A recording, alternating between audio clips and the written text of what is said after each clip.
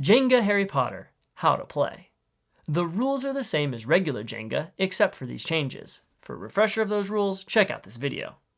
The object of the game is to be the first player to get their piece to the top of the tower, or to have their piece the highest when the tower falls. Blocks are called stairs.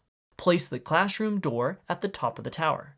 Whenever you move a stair to the top, you must also move the door so that it is always on the topmost stair. Each player chooses a marker and puts it in one of the holes on the second bottommost stair level. Pick a player to go first, then play moves to the left. On your turn, roll the die, and the number of lightning bolts rolled indicates how many stairs you must remove from the tower, one by one, and place on top. You are not allowed to remove a stair that has a piece in it. Then you get to move your token up the tower the same number of stairs.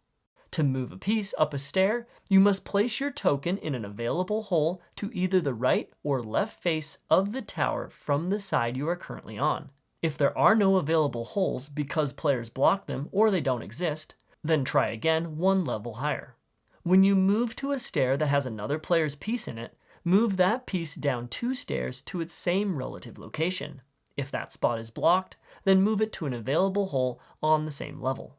If those are all blocked, then move it down 1 additional level and try again.